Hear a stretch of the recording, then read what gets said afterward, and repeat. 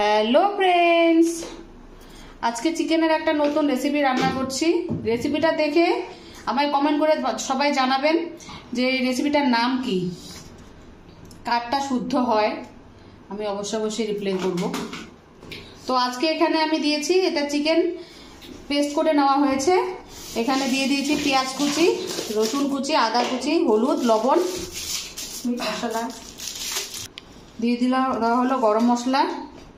এবার দিয়ে দিলাম একটু গোলমরিচের গুঁড়া, দিয়ে দিলাম মিট মশলা,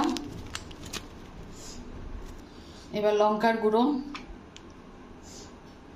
উপর দিয়ে দিলাম এবার চালের গুঁড়ো, এবার একটু ময়দা দিয়ে দিলাম, কর্নফ্লাওয়ার, জিনিসগুলোকে নষ্ট করবো না, একটা ডিম ফাটিয়ে দেব। এবার ভালো করে মেখে নেব সব উপকরণগুলো।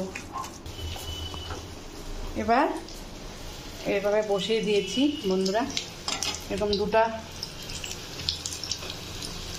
দেখুন দুটো ভেজে নামিয়ে রেখেছি। এখানে অল্প আমাদের কাছে আজকে ব্রেড ক্রাম নেই, এই জন্য কর্নফ্লেক্স গুঁড়ো করে দিয়েছি।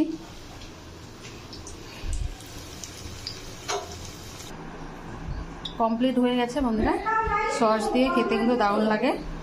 আমি আপনাদের একটা ভেঙে দেখিয়ে দিচ্ছি ভিতরটা কিরকম হয়েছে।